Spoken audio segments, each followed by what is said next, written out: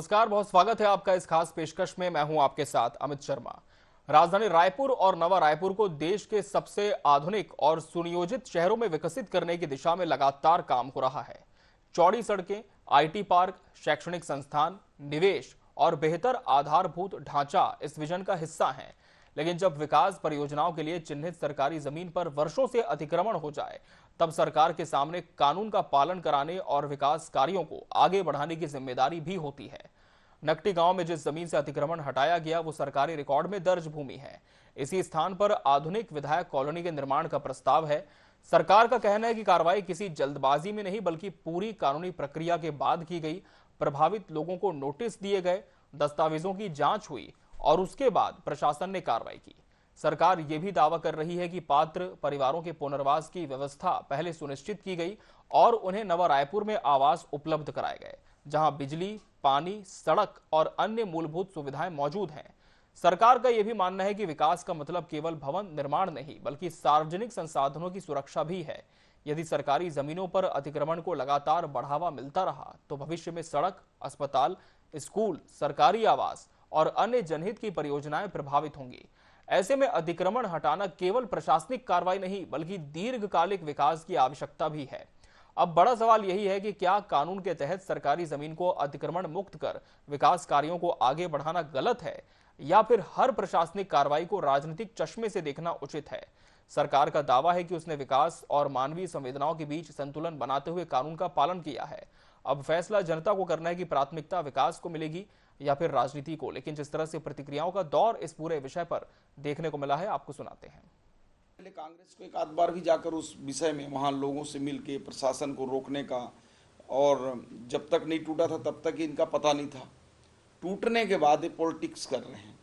अगर उसी समय इनके साथ खड़ा होते तो शायद, अगर इनको लगता है कि गलत हुआ है तो गलत नहीं होता। देखिए, ये विष्णुदेव साय जी की सुशासन वाली सरकार है। मैंने पहले भी कहा था और आज भी कह रहा हूँ और आगे भी कहूँगा, किसी गरीब जरूरतमंद के साथ अन्याय नहीं होगा। अगर वहाँ से अतिक्रमण हटाया गया है तो उन सभी लोगों को बसाने का काम रायपुर के सेक्टर 30 में 75 परिवारों को फ्लैट मिल चुका है। मैं बड़ी जिम्मेदारी से आज एक बड़ा बात आप लोगों को बता रहा हूँ, ये बड़ा खुलासा कर रहा हूँ।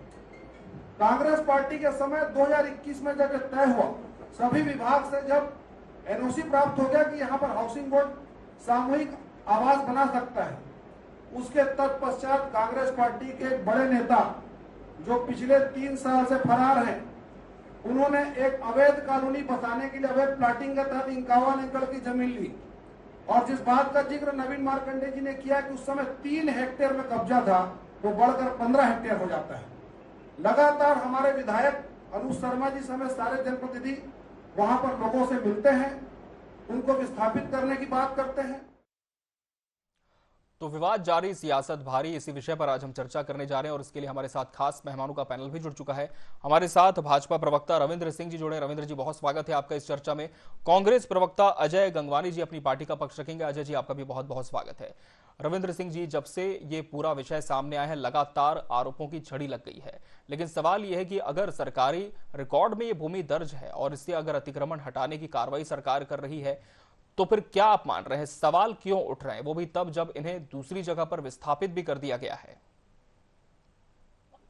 सवाल इसलिए उठ रहे हैं जी कि किसी का घर और घर टूटता है तो तकलीफ होती, चाहे कोई भी, निश्चित तौर पर। और यदि एक घर नहीं टूटा हो तो बात ही नहीं है। लेकिन महत्वपूर्ण मूलभूत प्रश्न ही है, क्या वो जमीन वैध थी? आज प्रेस कॉन्फ्रेंस करके हमने पूरे डाटा को सामने रख दिया कि कैसे कांग्रेस के समय 2020 से चिन्हांकित किया गया और 2021-22 तक इसमें पूरा मतलब 3 हेक्टेयर का जो अतिक्रमण था वो कैसे 15 हेक्टेयर में हो गया। एक बार वहां बड़ा प्रोजेक्ट आ रहा है, बड़ा बनना है, तो लोगों ने अतिक्रमण करना शुरू किया कि बहुत ज्यादा पैसा मिलेगा, मुआवजा मिलेगा। उस समय भी कांग्रेस देखते रही और लगातार हमने तो एक मैं मानता हूँ बहुत दुखद घटना है कि बरसात के समय की बात और किसी का भी घर टूटे तकलीफ होगी और इसी के कारण तकलीफ हुई है।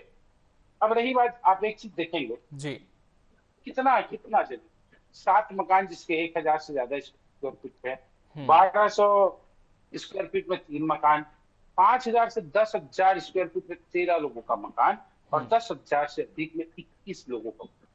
मात्र 16 लोगों का ऐसा था जिनका कहीं मकान नहीं था ना। और उसमें भी क्या कहते हैं 44 मकान पहले से बने हुए हैं, मतलब उस गांव में, और बेटी दामाद वाले भी जो मकान है वो 15 है, 16 ही मकान ऐसा था जिसके पास ना वाकई कहीं नहीं था। ये 16 ही मूलतः थे, बाकी तो सबके गांव में भी थे। और जब इतने समय से हो रहा था तो कांग्रेस भी थे।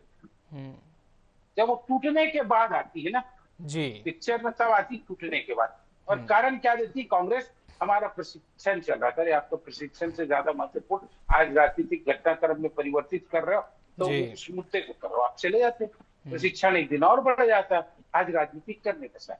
और आपके समय में पूरा एक एक डाटा रखा है, पटवारी का प्रतिवेदन, तहसीलदार का प्रतिवेदन, एसडीएफ का प्रतिवेदन, गृह निर्माण का मतलब कब्जे के लिए ही है, तो इन लोग क्यों सो रहे थे? ये तो हो गई। और एक बात और कहता हूँ, मैं वहां का देख रहा था नक्की गाँव का, जी जी, बहुत से लोग बोल रहे थे हम लोग 40 साल से वहां रह रहे हैं। आपको पता है 1993 से 2003 तक कौन थे दिग्विजय सिंह, विभिन्न चरणों पे उन्होंने पट्टा वितरण किया।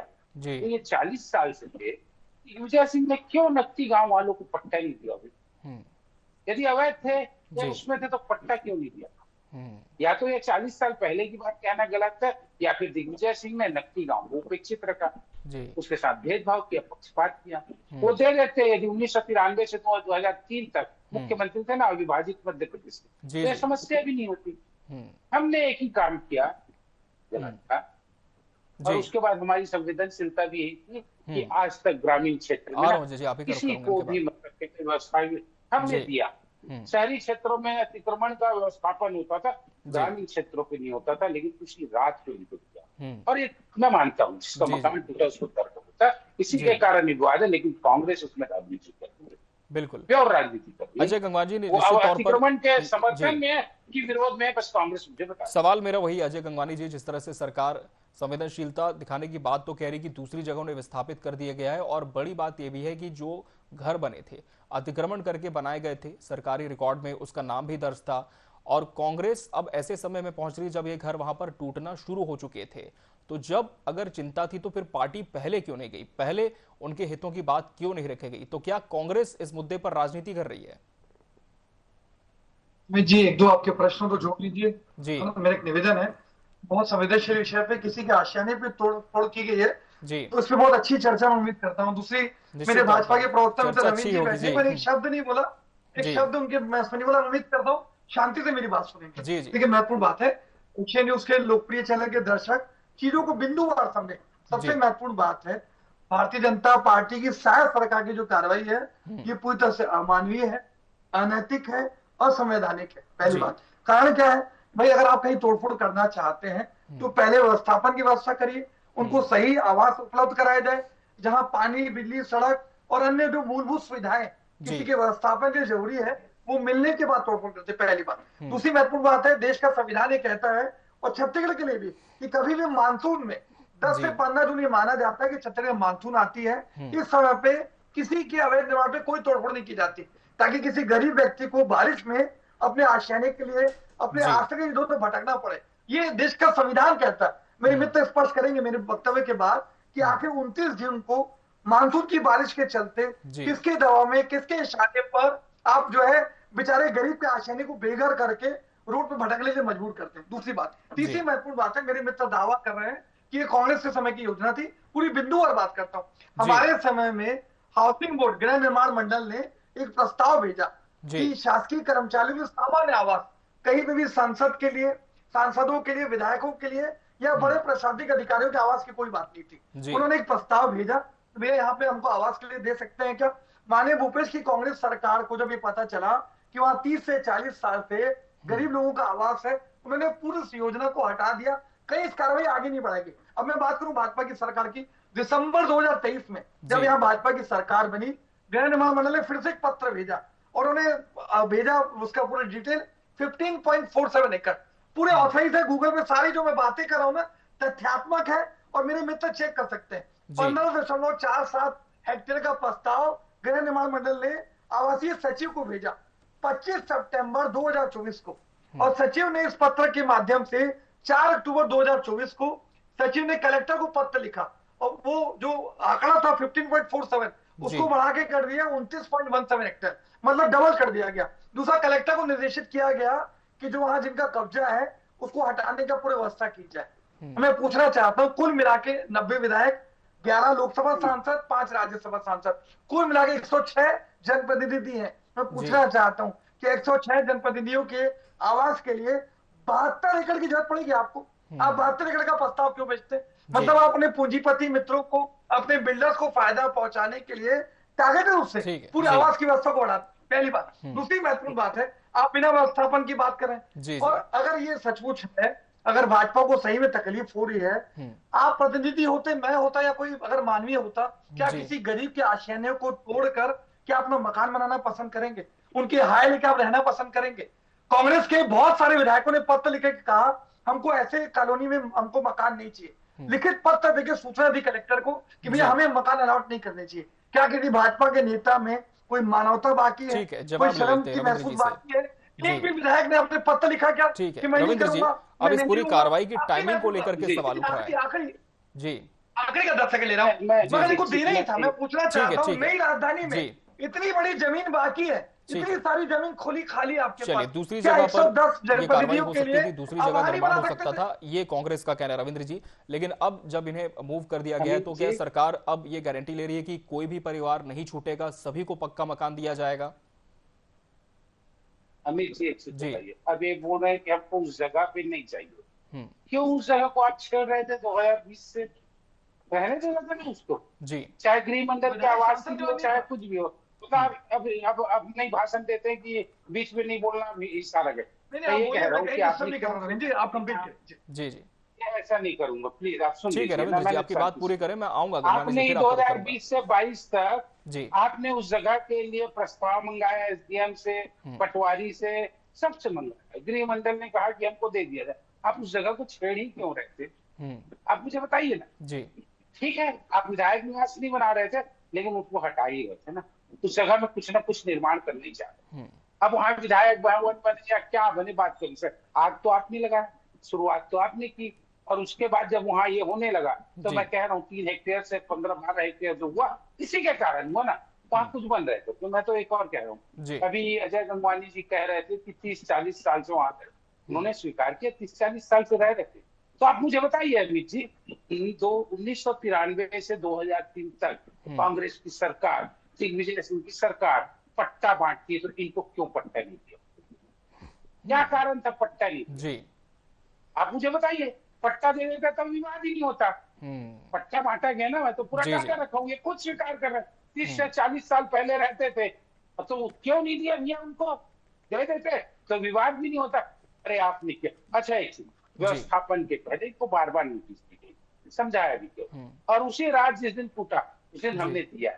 ठीक है, आज कुछ अव्यवस्थाएं होंगी, लेकिन व्यवस्था में बदलने में ना भारतीय जनता पार्टी कोई कमी नहीं करती। चाहे उनकी फ्लाइट का हो, चाहे टॉयलेट का, चाहे सुख सुविधाओं का करेंगे, लेकिन हमने दिया ना, उनको दिया ना, वहां वो ईडब्ल्यूएस में दिया ना हमने। ऐसा तो नहीं किया 122 परिवार को जब इस शहरी खेड़ी से भगाए, इस शहरी खेड़ी से भगाए, किसको व्यवस्थापित किया आप बता दीजिए। शहरी खड़ी में भी तो सांसदों को बन रहा था, इसी कांग्रेस की सरकार थी। 122 लोगों को बेघर किए, तो इन्होंने कितने को व्यवस्थापित किया जरा बताइए। और मैं फिर कहता हूँ, अब विधायक प्रश्न उठा रहे उस जगह में मुझे विधायक निवास नहीं चाहिए। अरे है दम तो तोड़ने के पहले, जिस दिन टूटा उसके 1 हफ्ता पहले कांग्रेस के विधायक ना लेटर लिखते कि वहां जो बन रहा है वो गलत है, तब मैं मानता। टूट गया तब आंसुओं पे राजनीति करने आ गए। अरे 1 दिन पहले भी लिख देते, 12 घंटा पहले कांग्रेस के विधायक कि यहाँ पर नहीं बनते, तो मैं मानता है पवित्र भाव वाले थे। आज लिख रहे हैं ना 1 दिन बाद, तो इनकी राजनीति सोची समझी राजनीति। और 90 घर बनेंगे वहां मान लो के लिए, मैं नहीं जानता भाई, तो एक कांग्रेस के लोग लेने आएंगे, अपने वादे से मुकर जाएंगे, मैं गारंटी से कह रहा हूँ ना।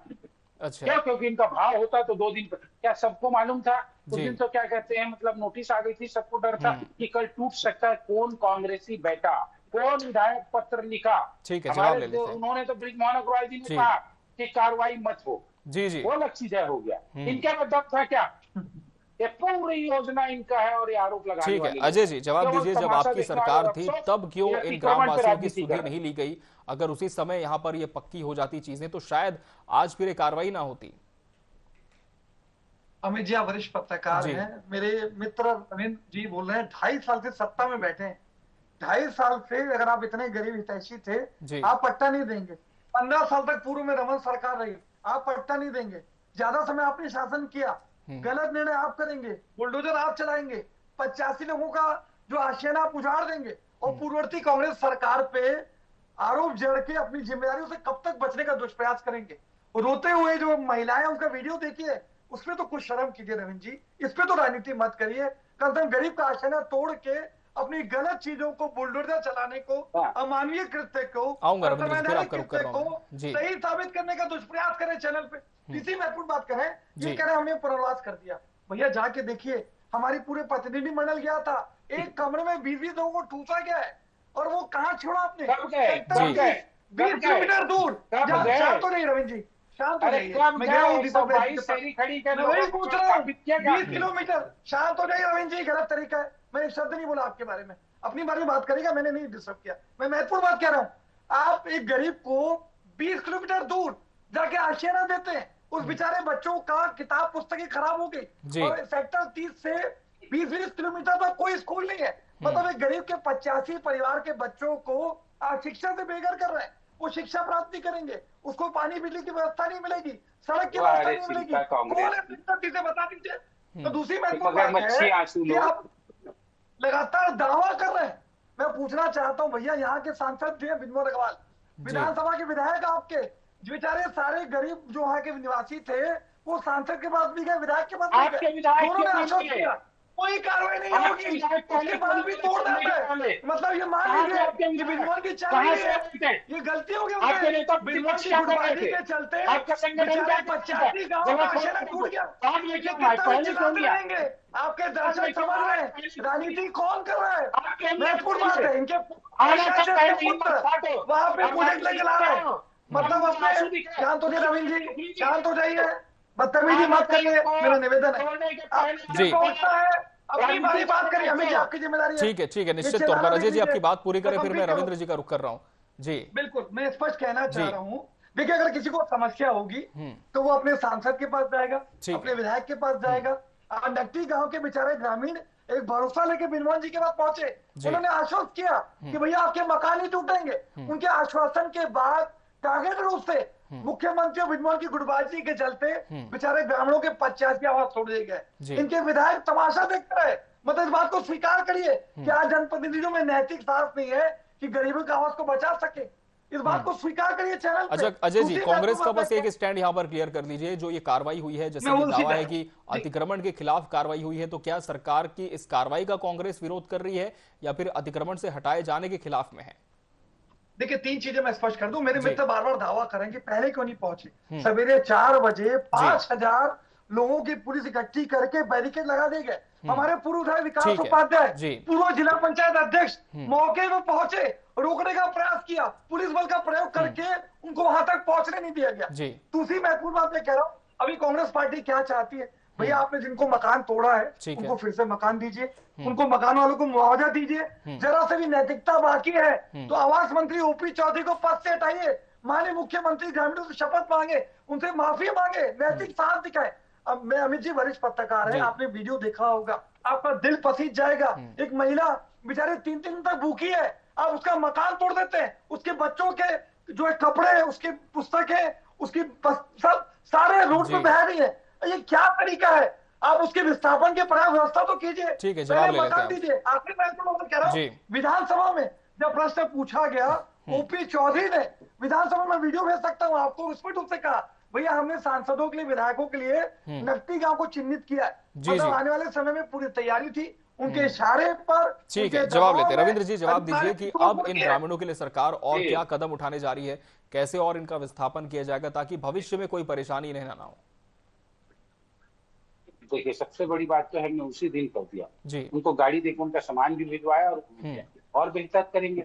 अब रही बात क्या कहते, मुझे शर्म नहीं आती, ऐसा सिखा रहे थे अजय गंगवानी जी ने, मैंने गिनाया 93 से 2003 तक दिग्विजय सिंह पट्टा वितरण, तो हमारे में आ गए, अरे हमने पट्टा वितरण किया ही नहीं, हमने किया ही नहीं है ना, हमारे समय नहीं हुआ। मतलब अब गरीबों का फायदा नहीं देखेंगे। 15 साल आपकी सरकार थी, अरे भाई मैं ठीक है अजय जी, फिर आपका रुख करूंगा, आपको पूरा समय दिया मैंने। रविंद्र जी आपकी बात करें जी। अब सुन लीजिएगा, आपको जवाब देता हूँ जी। दूसरी बात, जनप्रतिनिधियों में इतना नैतिक मतलब साहस नहीं है, बोलते ना, वास्तव में कांग्रेस के जनप्रतिनिधियों में कोई नैतिक साहस नहीं है, जो क्या कहते हैं राजनीति करने के लिए इस मुद्दे पे आ गए।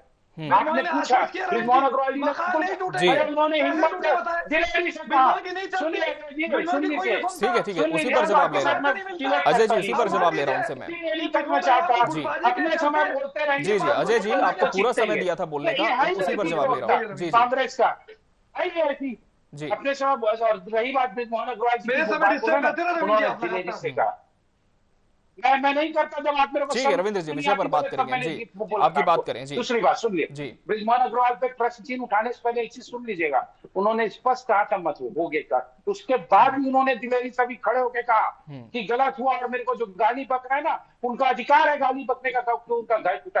आपका कोई कांग्रेस का नेता, अभी तो अमित जी ने पूछा क्यों जिस दिन टूट रहा था उस दिन भी नहीं पहुंचे आप 500 सिपाहियों से डर गए, 5000 सिपाहियों से डर गए, पूर्व विधायक 1 लाख सिपाहियों से हम नहीं डर रहे, सिपाहियों से आपके पूरे देश के सिपाहियों से नहीं डरे थे, रायपुर के 500 सिपाही से डर गए, 5000 सिपाही से डर गए, शायर थे आप लोग, वीर थे आप लोग। अच्छा पूरे कांग्रेस के लोगों को हम आपके आपके सामने जेल में घबराए नहीं, लोकतंत्र को बचाया, 5000 आज स्वीकार कर रहे 5000 लोग आगे थे, 5000 सिपाही से इनके 36 विधायक डर गए, इनके कार्यकर्ता डर गए, कार्यकर्ता तो 5000 क्या 15000 चलिए,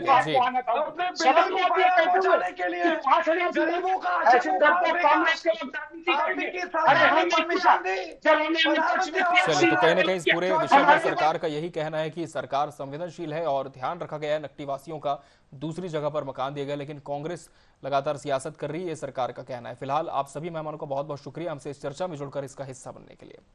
इसी के साथ हमारे इस खास पेशकश में फिलहाल इतना ही। नमस्कार।